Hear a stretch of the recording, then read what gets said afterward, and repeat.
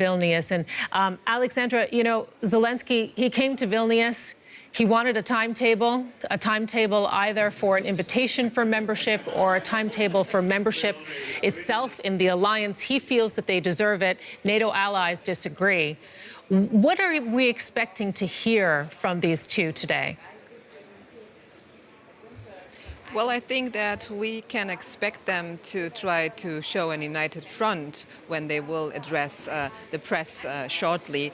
And I would expect them to try to smooth over the disagreement that surfaced yesterday after Zelenskyy's angry tweet and after NATO allies decided not to extend an invitation to his country and not give Ukraine a timetable, a timeline for joining NATO. I think today it's all about showing that NATO allies are very supportive of Ukraine, ready to ramp up their military assistance, and that is something that President Zelenskyy is very well aware of, even though he might not be very happy with the statement of NATO leaders yesterday, not offering him what he was hoping for. He still understands how important NATO support is, how important it is for NATO, that NATO countries are willing and ready to continue supporting Ukraine with weapons, equipment and training. What exactly are we talking about concretely? You know, if they're not getting a timeline now, Ukraine, what concretely do they want to see in these next hours as this summit now progresses? What signals from the alliance are they looking for? Well, they certainly are going, or Zelenskyy is going to make his case once again when the first NATO-Ukraine Council will meet today. And they will also be talking about practical support in terms of more weapons and equipment, as I said. And what is also interesting, today the G7 nations will, together with Ukraine, sign framework of understanding, assuring or acknowledging that they want to supply Ukraine, to provide Ukraine rather, with security assurances. And that is seen here as a stepping stone for a future membership in the alliance. So those nations will promise Ukraine to provide it with weapons, with any support they need, so they are able to defend themselves of any future Russian attacks. And I had a chance to catch up with the British Defence Minister, Ben Wallace, and he spoke to me a bit about what the UK is, for instance, willing to offer in form of such a security guarantee. And he said it's not only about supporting Ukraine with weapons and training, but once the war is over, the British would be also willing to have troops on the ground in Ukraine to build up capabilities to help Ukraine defend itself in case of any future attack. So those are the plans for the future, even though Ukraine here in Vilnius is not getting a formal invitation to become a member of the alliance. What they sure will get is a framework for future security assurances. Okay, and Alexandra, I have to tell our viewers, you're looking at live photos there. We're just waiting for Ukrainian President Volodymyr Zelenskyy and NATO Secretary General Jens Stoltenberg to take those two podiums. They, of course, are looking to send a signal coming out of this summit. So we're bringing you special programming, and we will be taking all of those statements and Q&As live here on DW News. Alexandra, we understand that you know, this follows a meeting between Zelenskyy also and the German Chancellor, Olaf Scholz. What came out of that meeting? Do we know? Well, what we know is that Germany has promised to provide additional missiles and launchers for Patriot air defense systems and to Ukraine. And that is, of course, very important and has already been praised by the Ukrainian president. It's important for Ukraine to have as many of those systems as only possible to protect its civilians, its infrastructure from Russian attacks. So that was one outcome of the bilateral meeting today between Chancellor Scholz and President Zelenskyy. We don't have an official readout yet, but of course I can only imagine that the German Chancellor was also trying to convince Zelenskyy that the statement issued by NATO allies yesterday was a big support for his country, because now it's clear that Ukraine is going to be a member of the alliance. That if is not a question anymore, the question is still the when, though. Yeah, and they've been waiting for that when for quite a while, we have to say, Alexandra. You know, there are some member states within the alliance, particularly in the Baltics, also Poland, for example, that have really been pushing, actually, for the Ukrainians to get a stronger signal from NATO. Can you just give us a sense of the dynamics within NATO itself? Because, I mean, when Ukraine was invaded, NATO really hailed its unity, you know, as an alliance, as a force. Where does that stand right now? Are we seeing some fissures emerge, and where do they perhaps lie? Well, we certainly have to say that there are divisions among allies, and you just mentioned Poland and the Baltic countries, and they were hoping to be able to get Ukraine the timeline for joining NATO. And there is a rumor saying that it was the Lithuanians that were holding up the discussions yesterday because they wanted Zelenskyy to be able to talk to NATO leaders first before they agree on their final statement. And there are the Lithuanians and other Baltic states, they are disappointed that they were not successful in getting a timeline or a clear path to membership for Ukraine. But all allies, I think, understand that they need to be on the same page in the end.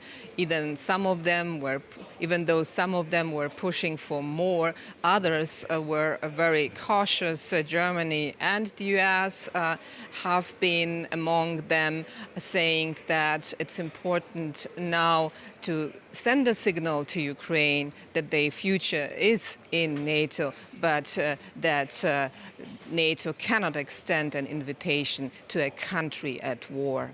Let's talk a little bit more about the Baltics, Alexandra, and their position, their situation right now as well, because it's not just, you know, the situation in Ukraine, which is on the agenda here at NATO. There's also been a lot of talk about the military strategy for NATO's eastern flank in particular. Walk us through what we might see coming out of NATO today with regard to securing that deterrence and defense for those nations, which see themselves as vulnerable. Well, yes, indeed. And this is specifically true for Lithuania. We are here in Vilnius, only 33 kilometers away from a border with Belarus, and Lithuania shares also a border with the Russian enclave Kaliningrad. And here in Vilnius, NATO leaders approve the new defense plans for the alliance, plans that set out in a very detailed way how the alliance is ready to defend every inch of its territory, what kind of capabilities there are needed, how many troops, how many ships, how many fighter jets. And it's all about strengthening the eastern flank. For instance, here in Lithuania, NATO has already a battle group in place, but the number of troops will be beefed up. Germany has promised to deploy a whole brigade, around 4,000 troops, to Lithuania. The only condition is that Lithuania has to build the infrastructure needed for such a large number of troops. And generally speaking, NATO has decided that they are aiming at having 300,000 troops on high alert or high readiness, and it is as it is called in NATO speech, troops that could be deployed within 30 days. However, NATO officials are also acknowledging that those plans need to be implemented first, that the 300,000 troops, that it is an aspirational number, that they don't have it now, but they are working on that. And for that, it is, of course, also important to invest more money. So allies here in Vilnius agreed as well that the goal of spending 2% of GDP on defense is going not to be a ceiling, but a minimum in future. Alexandra von Namen, as we mentioned, we are standing by. You're going to be listening in to this press conference, covering it for us. We're just waiting for Stoltenberg and Zelenskyy to take the podiums. But we're going to hop off a bit for now, and then we'll check back in with you later as we're gearing up to hear them talk. Thank you, Alexandra.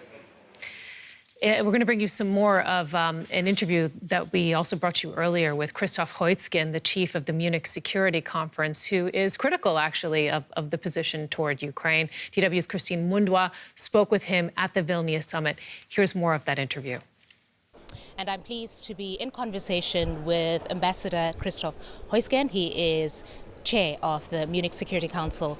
Ambassador Heusgen, it's really good to be talking to you today. Of course, Ukraine's NATO membership is a big part of the conversation at the summit. You have voiced support for Ukraine joining NATO as soon as possible.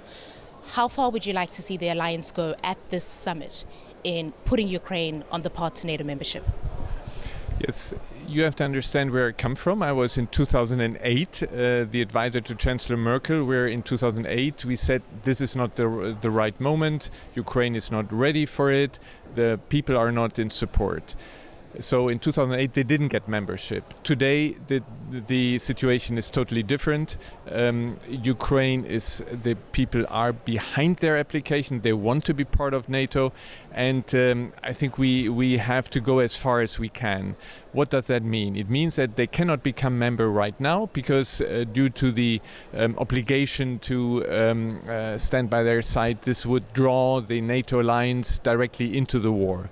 But this summit, and I hope this will still happen, can invite Ukraine to be part of the family, and then have the new NATO-Ukraine Council decide on the formalities. How do we go forward? What is the calendar? What are the conditions still have to be met? But we have to go a huge step further from where we are right now. You hear that from a lot of NATO members, but why is there still reluctance from Washington, Berlin?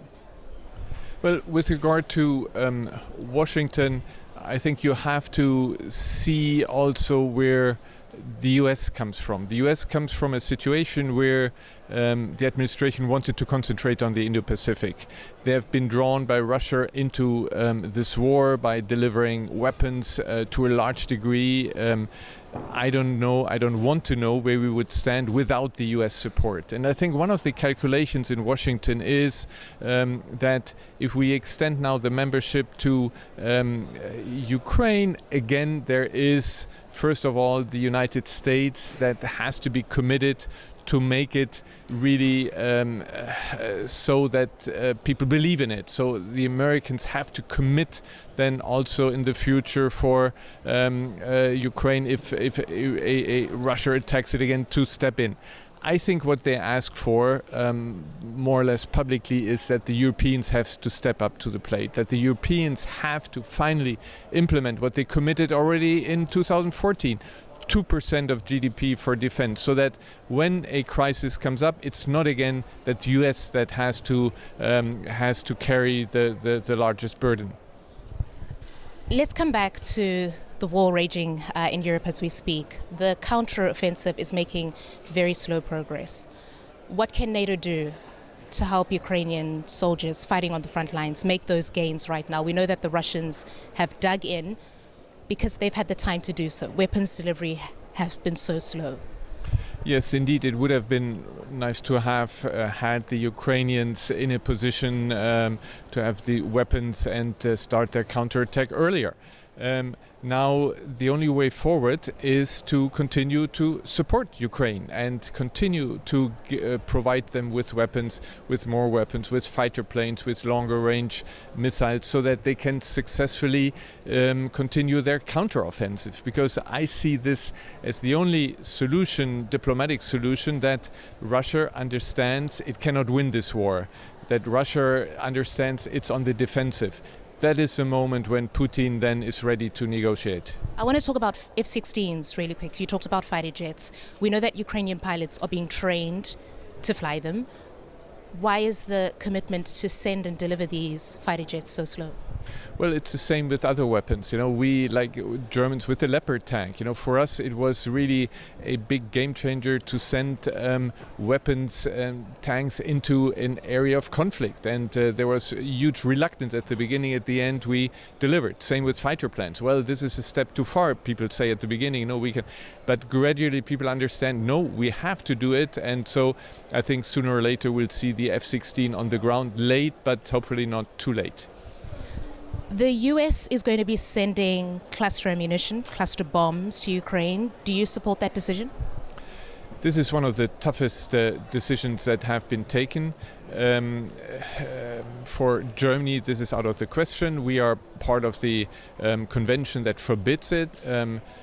United States is not, Ukraine is not. And if people suffer from it, it will be Ukrainian people. And if the Ukrainian government, out of desperation, because they see how difficult it is, they see how difficult it is to get the Russians out of their trenches and to want to have that, I think it's very difficult from us now with this moral judgment to tell them, no, you cannot do it. So I think we have to accept that Volodymyr Zelenskyy asked for these weapons and that they are provided to them.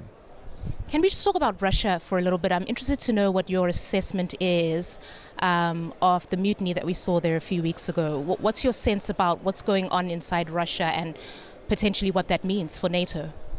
Well, the one sign what for me was very interesting is that nobody went to the streets. You remember 2016 when there was this uprising in this coup d'etat in Turkey, where the people went to the street. Nobody went to the street. Nobody went there to support Putin. Actually, in the place where Prigozhin went out, his troops were supported. So Putin is not supported by the population.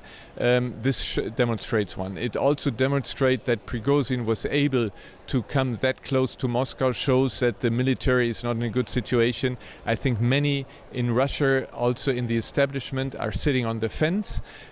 So this is fragile, but difficult to say how this comes out. I think what we'll see now that Putin will clinch to power, and he will do everything to see that those who are opposing him are jailed or sidelined.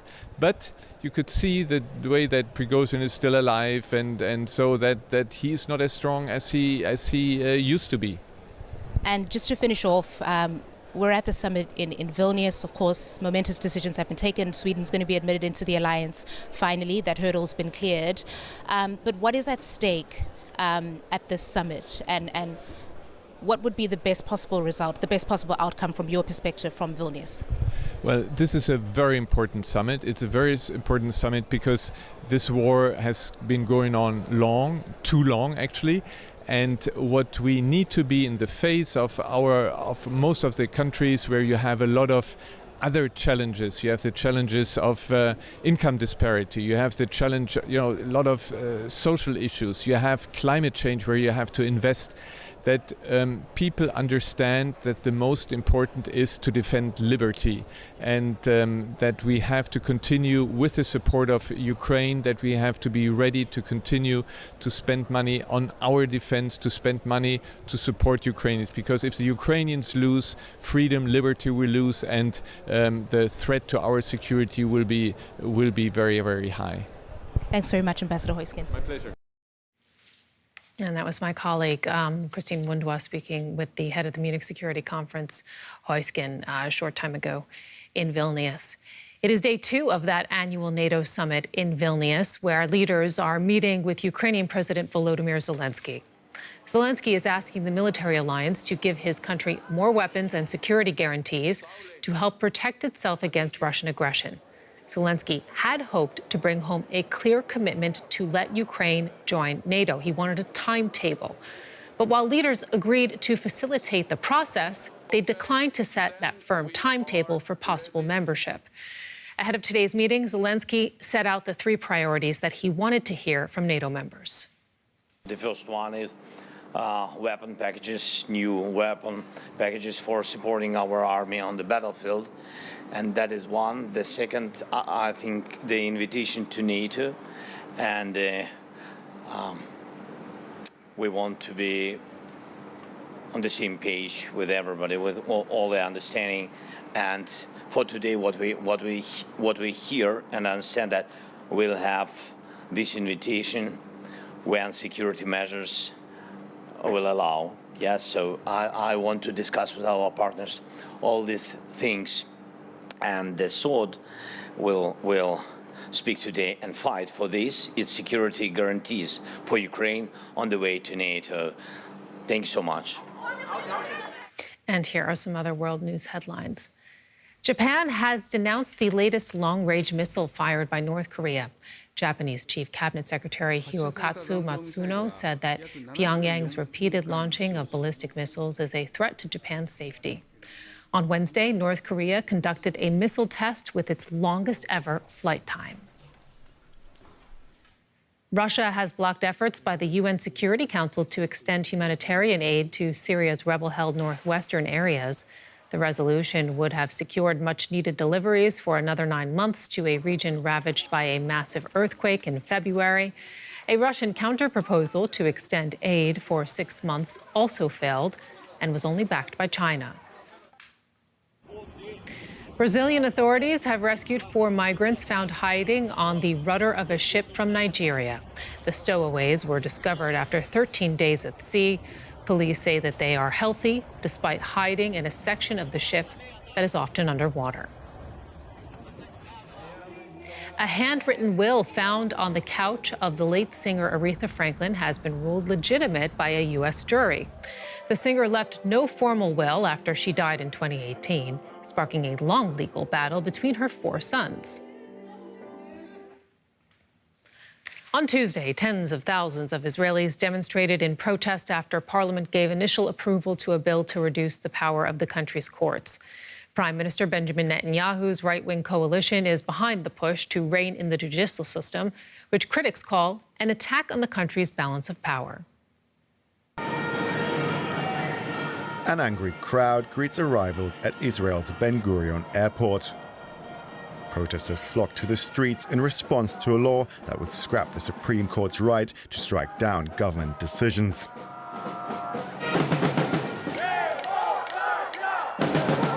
They say Netanyahu's efforts to stymie the court is an attack on their basic rights. We're fighting for Israeli democracy, for our independent judicial system.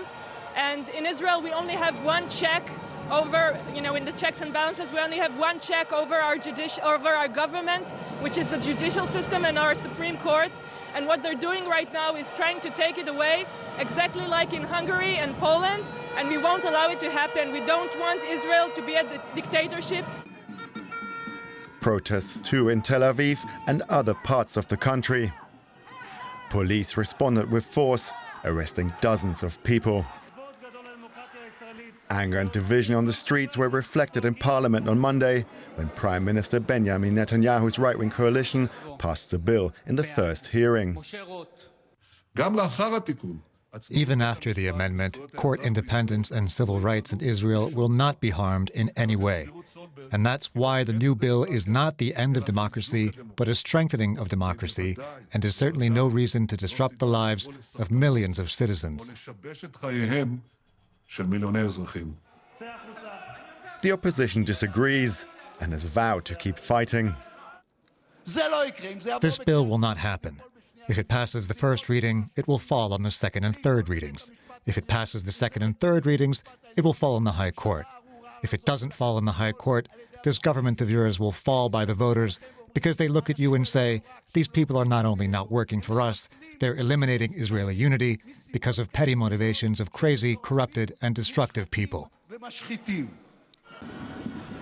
The vote has intensified protests that have been ongoing since the government first tabled a judicial reform in January. With Netanyahu unwilling to back down, the protests are set to continue. Europe is seeing extreme weather this summer. To combat the effects of climate change, the European Parliament is today voting on the so-called nature restoration law. It aims to restore up to 20% of land and sea by 2030. That includes turning some farmland into forests. But many big-scale farmers are mounting a challenge, saying it's not a realistic goal. On Benjamin Franz's Market Garden Farm in East Germany, the focus lies on healthy soil. Here, fruit trees and various crops grow side by side. There's always one bed and the next bed. And in between, always a little pathway. And it's not a big plot of corn or whatever you can imagine that you see in our landscapes. It's some of this biodiversity that the European Commission wants to gear towards on bigger farms as part of a bill to stop ecosystem collapse.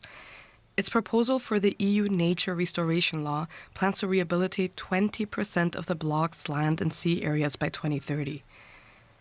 And that includes agricultural lands, which are often degraded. The bill would impose targets on its member states to re-wet peatlands, huge carbon sinks that are sometimes drained for agricultural activities. It would also set goals to diversify landscape features, promote sustainable soil use, and increase pollinators and farmland birds. Franz says he would welcome such targets, but he sees why it would be hard for big farms to implement them. We've done it here without the law, on our own, and it was a challenge. And if I imagine to do this tenfold or another scale, like it's a job that doesn't give you right away something back. Europe's largest farmer associations have protested the restoration law. They claim that it would reduce land for agricultural activity and threaten food supplies. But 6,000 scientists have signed an open letter that climate change and the loss of biodiversity are the real threats to food security. The German Farmers Association also says the bill relies on too many bans and doesn't offer enough support. Cooperative nature conservation means relying on voluntary measures, on incentives, because we have economic restrictions that have to be compensated for. The European Commission says that there are various funds to help farmers transition to more sustainable farming, and that it is crucial this happen now. The EU's Green Policy Chief Frans Timmermans has said that rejecting the Commission's proposal would put the bloc's entire green agenda at risk. According to him, there's simply no time to draft a new bill to restore ecosystems like these peatlands behind me. For Frans, that would be a welcome change. If the areas surrounding his farm were restored, this would help his crops grow even better. And with me here in the studio is CW climate reporter Louise Osborne for more on this.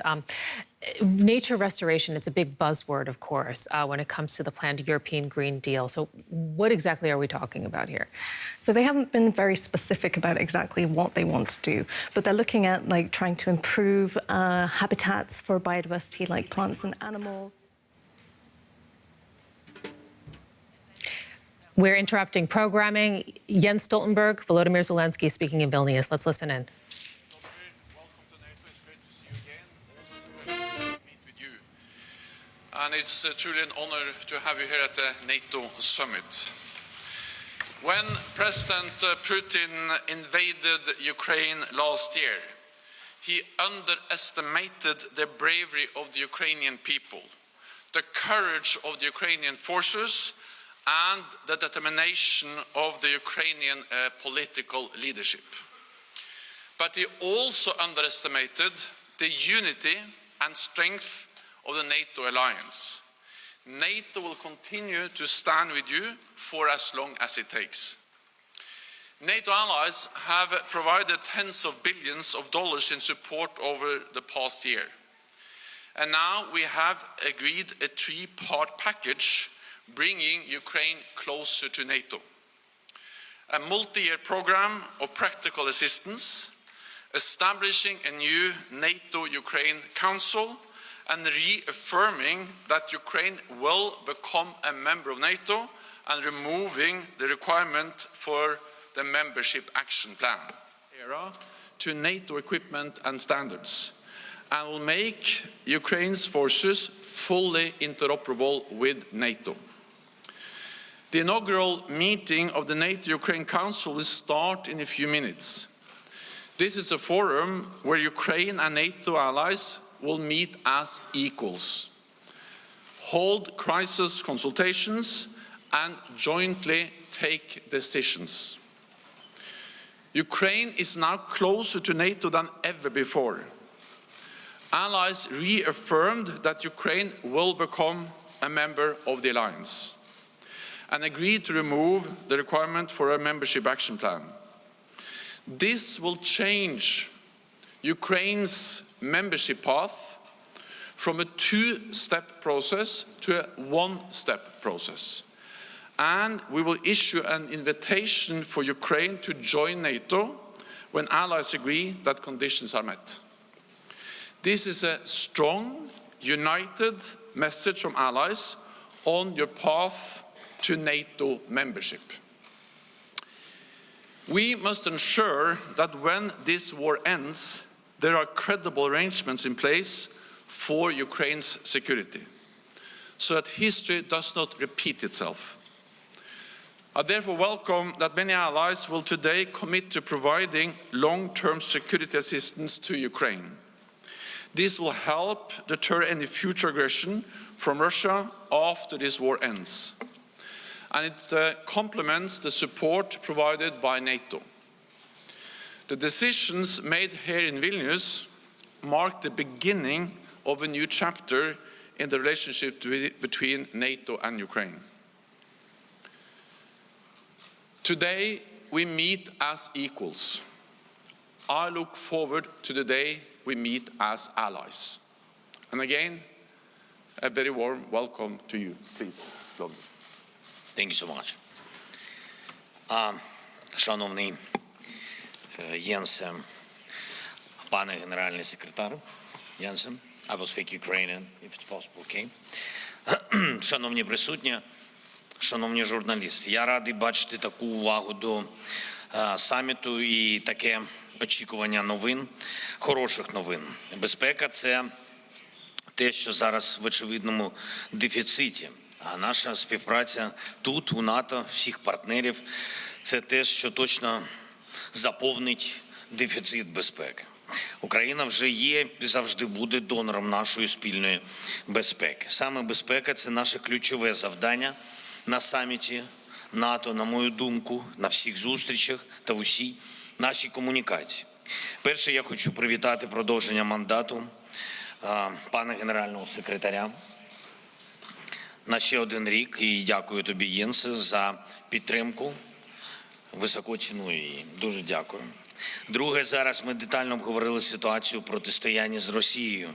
Те, що ми робимо заради миру і безпеки, і те, що ми можемо ще зробити, щоб дати більше захисту нашим людям. Це стосується передусім оборонної допомоги від наших партнерів. І тут ми хочемо подякувати. This primarily concerns the security and defense assistance from our partners, and I'd like to say that we have some positive news on the new packages of defense support coming from our partners.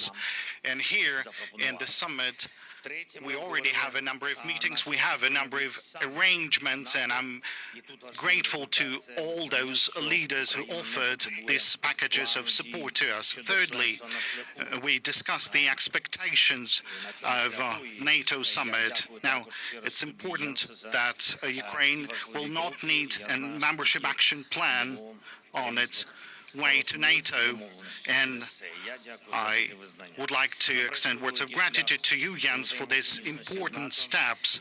I know how many conversations or arrangements were to be made for such an event. We have taken a long path in interoperability with NATO, and our soldiers have a good expertise in cooperation with NATO, and they have proven they can well use the weapons, and they proved that the global democracy is far stronger than the terrorist attacks and terrorist threats. And even during the full-scale war against Russia, Ukraine continues to conduct reform, and in the process of our EU integration, we have clearly outlined what do we need to do, and we're doing that. Therefore, we highly appreciate the recognition that Ukraine will not need a membership action plan on its way to NATO. I would like to have a success on this summit for everyone, for our soldiers, for our citizens, for our children, for everyone, and particularly the security guarantees that are so important for the people. The security guarantees for Ukraine on our way to NATO, not instead of NATO, but as security guarantees on our way to integration. And today, these guarantees could be confirmed by the G7 countries, and if this will happen, and we'll be working on that, this will surely become a very important and specific success. We can state this will happen, and we'll be working on that. This will surely become a very important and specific success. We can state that the results of the summit are good, but should we receive an invitation, they would be the optimum. And I would like to extend words of gratitude to Lithuania, not just for this summit and for the energy that this summit is full of. We can see all those flags on the street. This is the human relations, not an artificial one. I'd like to extend words of gratitude for this. This is exactly the support for us and the energy for us, as we're not in NATO yet, but this is already the reality. This is our protection. This is the great support coming from the societies of around the world. And I thank you for this. I think this is the most important. This is the faith in Ukraine as a future fully fledged member to the alliance, and a faith to Ukraine as a guarantor of security, and a faith in Ukraine as a victorious party in this war for the freedom, for the values of Ukraine. Once again, thank you. Glory to Ukraine. The Ukrainian national broadcaster.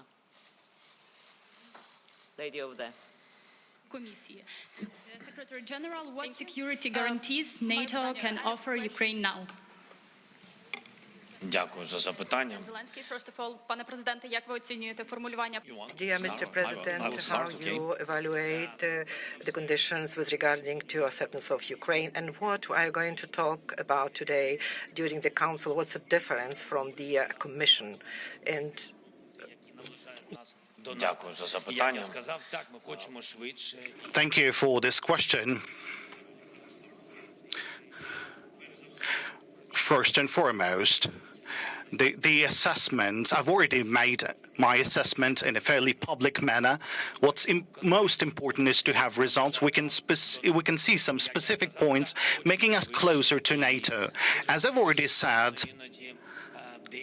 that some of the things, it's difficult to explain to partners because we are at war, and the partners are truly willing us to help and assist. They are helping us, but still we are living under different conditions, because we are in the conditions where survival matters, and the partners are willing to support us to leave. But before we can leave, we need to survive, and that pushes us to some fast processes, the processes that would need to result in the reform of the infrastructure of security in the world. And unfortunately, we're paying the ultimate price, the price of our lives.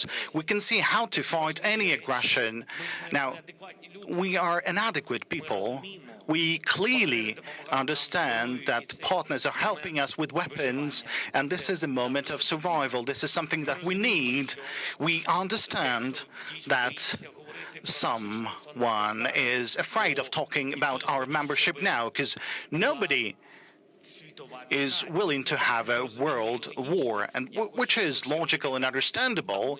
I want everyone to understand that we are civilized and adequate people. Ukraine is fighting, and it truly understands that Ukraine cannot be a member nation to NATO as long as the war continues on our territory. This is absolutely clear, but those signals are important. Those signals that would have been mentioned in bilateral meetings with Secretary General, with partners, and I had a number of meetings already, those statements about Ukraine becoming a member nation of NATO. And already we can hear some confident statements when the conditions will be met.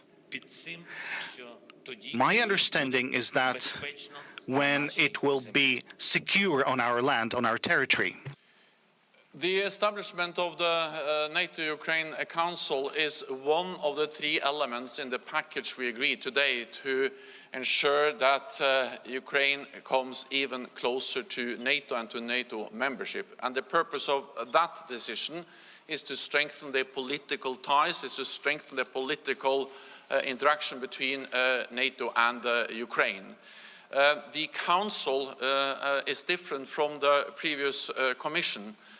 First and foremost because this is a body that can make decisions, and we meet as equals. It's not 31 allies meeting a partner, it's a council that actually makes decisions where we meet as equals.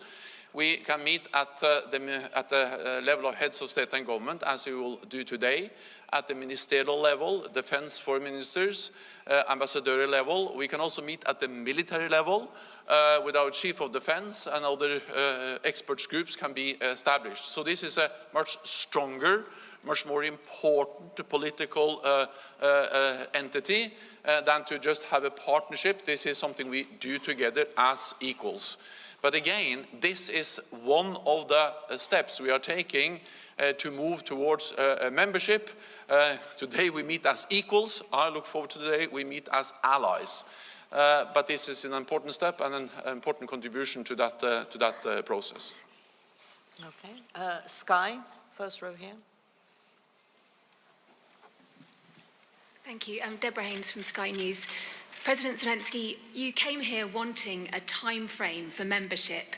You'll be leaving with warm words as well as more weapons and new security guarantees. Have the Allies done enough to show their support? Or do you still think that their position on Ukraine joining NATO is absurd? And most crucially, might this lack of an invitation undermine the morale of your forces fighting right now on the front line? And Mr. Secretary General, the Kremlin has just said it's a dangerous mistake for the West to give security guarantees to Ukraine. Are you worried that the Allies are taking a step closer towards direct war with Russia?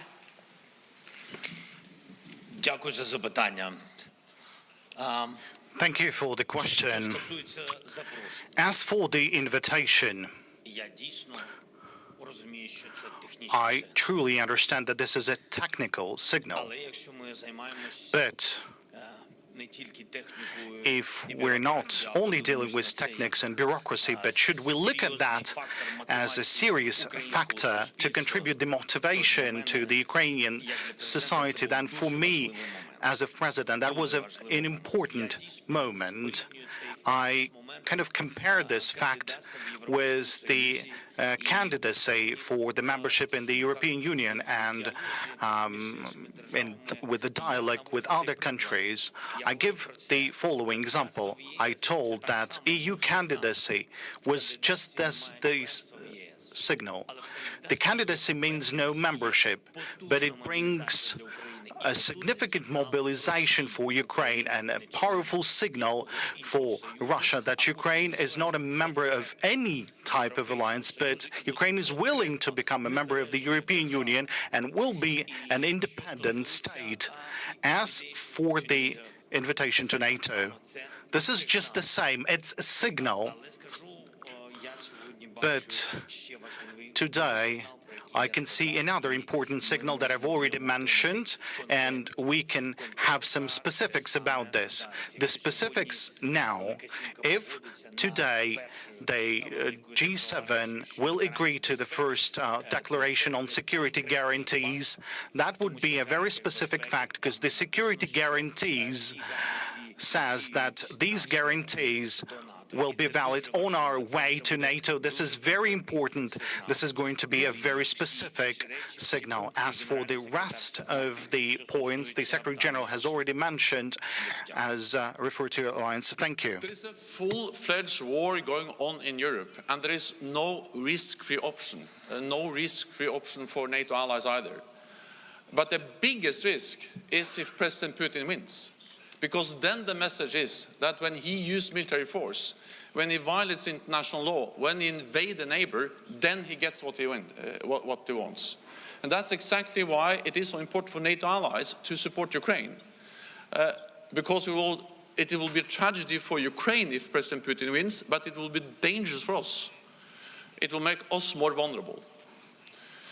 And that's also the reason why we have been so very clear on the following, that Ukraine, of course, has the right to choose its own path and what kind of security arrangements it wants to be part of. That's the first line in the paragraph we agree today on membership for Ukraine and the path forward.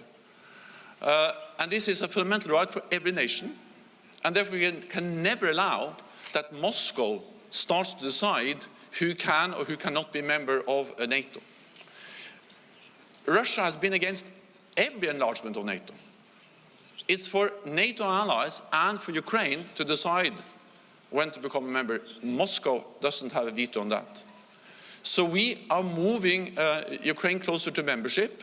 We make all the decisions today, which is the strongest, the most united message on the path towards membership NATO has ever issued to Ukraine. And of course you do that knowing that Moscow will protest, as they did when Finland joined, or when Sweden is joining, or North Macedonia, or all new allies. So Ukraine has the right to choose some path. Allies will decide. It's not for Moscow to decide.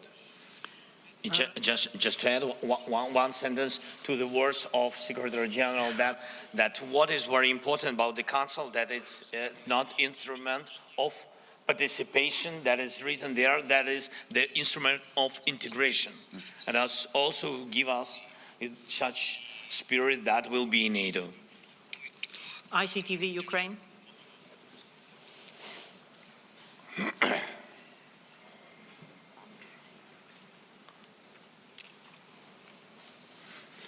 I have two questions. Volodymyr Zelenskyy, ICTV. I have two questions, one for the President of Ukraine and one for the Secretary General of NATO. Пане Президенте, скажіть, будь ласка, які у вас очікування від сьогоднішньої зустрічі Великої Сімки? Що там може, які гарантії безпеки можуть додатково бути надані Україні? Do you think might be additionally granted to Ukraine? Council NATO-Ukraine, how is it going to be different from the Commission NATO-Ukraine that could be blocked by, say, Hungary or any other members and had issues functioning? How this can be technically achieved? Thank you. As for today's meeting, as well as the security guarantees, first I would like to tell you that these are not auxiliary aspects. We don't have real security guarantees from our partners. I mean, legally, we have actual security guarantees. There's financial, there's guarantees in the form of sanctions, there's assistance and defensive support. And that could be the first legal document that symbolizes the fact that we have a sort of a security umbrella, a first document end. And later on, Ukraine will have bilateral documents with every security guarantor for Ukraine, and it will cover all those aspects that we already have or those aspects that we're lacking now, like air defense, like aircrafts, like military aircrafts. Now, all those aspects will be considered on a bilateral level. Besides, this document, the security umbrella, will allow the other countries, in addition to Day 7 countries, to join. So this would be an opportunity for other partners to join as well. And we've already started to have conversations with other partners that are already friends with us, but they're not part of the G7, but now will join. I think that's a very important next step. Well, the Council will be chaired by me, the Secretary General of NATO, and I can convene the Council. So that cannot be blocked by individual allies or members of the Council. It can also be convened by individual member states for crisis consultations. So if President Zelenskyy wants to convene a meeting of the NATO-Ukraine Council, he can do so. It cannot be blocked. Because we are meeting as equals, we have decided what we are going to address, including crisis consultations, can be called by any member of this council. So this is something new, it's something different, it's a strong political tool for further political integration and also for decision making. So this is one of the elements in the decision we are taking today to move Ukraine closer to NATO and NATO membership, and you should all appreciate that. CNBC. And you've been watching live coverage by DW News of the NATO summit and Secretary General Jens Stoltenberg's joint news conference with the Ukrainian President Volodymyr Zelenskyy. I'm Gerhard Elfers in Berlin. Welcome to the program. And now let's cross over to DW's Alexandra von Namen at this summit in Vilnius. Now, you've listened into that press conference. Alexandra, what's your main takeaway there? Well, I found it very interesting that after being a bit angry about the outcome of the NATO meeting yesterday, today President Zelenskyy described the results of this summit as good. He, of course, said it would be an optimum to get an invitation for joining NATO or a timeline for being extended such an invitation. But he said that the decisions made here in Vilnius are bringing Ukraine closer to the alliance. And a big topic, of course, during this press conference were the security assurances that Ukraine is expecting to get from individual allies. So let's talk a bit more about what was offered to Ukraine there. It's a one-step process for Ukraine now, as opposed to a multi-step process. And there is a whole package with 3 elements that Stoltenberg talked about. Can you elaborate on that? Well, first of all, of course, we have to stress that NATO allies here said very clearly that Ukraine's future is in the alliance. And they also skipped one requirement. It is the membership action plan, a program that sets out all the military and economic targets all countries willing to join the alliance have to meet. So that is removed from the agenda. That means that this step is removed.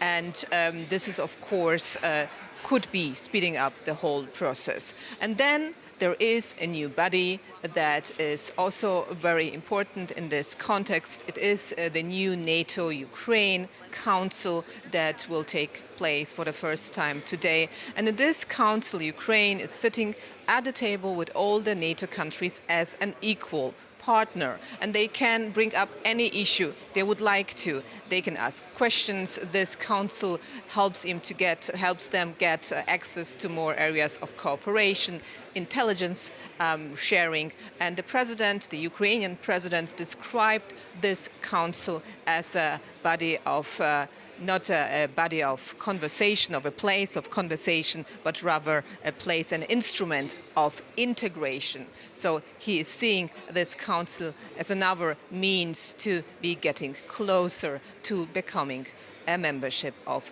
the alliance. Our correspondent, Alexandra Fernand, they're reporting from the NATO summit in Vilnius there. Thank you very much, Alexandra. And let's go straight to Kyiv, where our correspondent Nick Connolly is standing by. Nick, NATO Stoltenberg says Ukraine was, quote, closer to NATO than ever before. Is that the feeling that people in Ukraine are getting? Well, I think there's been huge disappointment about the outcome of this summit, and people reminding themselves the fact that in 2008, Ukraine got a similar kind of vague promise saying that Ukraine and Georgia's future would be in NATO, and all those years down the line, not much has happened. Obviously, since the beginning of Russia's full-scale invasion, there has been military cooperation and deliveries of military equipment on a scale previously unthinkable.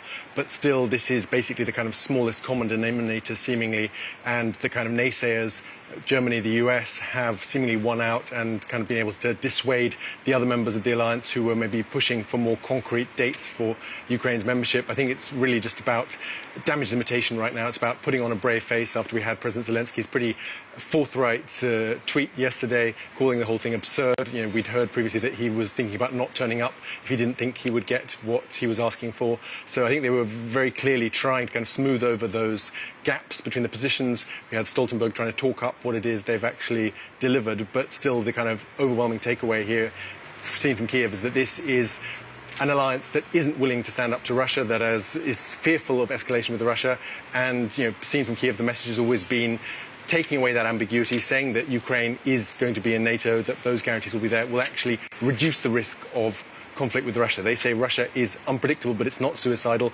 If the West makes it 100% clear that Ukraine is heading this way, then actually it will stop trying to expand its influence here and will come to some kind of acceptable solution faster.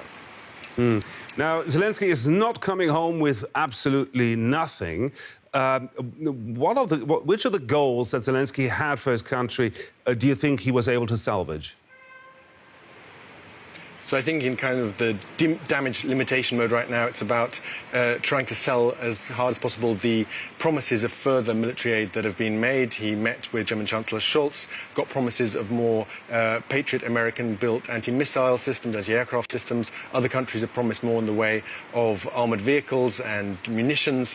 This is obviously crucial right now during Ukraine's counter-offensive, and these are hard and fast things that can be delivered in a space of months rather than these political guarantees that will take years. And I think the most important meeting is also going to be with President Joe Biden later in the day. And I think there's a real sense, we've heard it from some of Zelensky's top advisors, that they are committed to trying to transmit the message that Ukraine needs to win in this war. This is not just about preventing some kind of escalation with Russia, that thinking too much, caring too much about not destabilizing Putin will actually encourage him to fight on. So there's a real fear here that the Biden administration is slightly ambiguous about how far it wants to arm Ukraine, how far it wants to see Ukraine progress. So I think that is kind of still the key meeting of this summit seen from Kyiv, and something that everyone is paying a lot of attention to. Very briefly, Nick, do you think this is being seen in Ukraine as a part victory for Moscow? I'm not sure if it's seen as a victory for Moscow, but rather as a lack of confidence, a lack of nerve, basically, on the part of Western countries. The Ukrainians will say time and time again that Russia is a paper tiger. It looks scarier than it is. It hasn't managed to take Kyiv. It hasn't managed to take most large cities in Ukraine. And if Ukraine on its own, with significant aid, but without foreign troops being able to hold off Russia for so long, then the whole of the Western world, together with that American military might, should have the confidence not to be scared by Russian threats. That's the kind of takeaway from the Ukrainian side. But for now, it seems like those Western capitals are not willing to go further. Nick Connolly in Kyiv there. Thank you, Nick. You're watching DW News. Here's a reminder of our top story. President Volodymyr Zelenskyy has asked NATO members to guarantee Ukraine's security after they failed to fix a timeline for his membership bid. Zelenskyy is taking part in the second day of the NATO summit in Vilnius. NATO chief Stoltenberg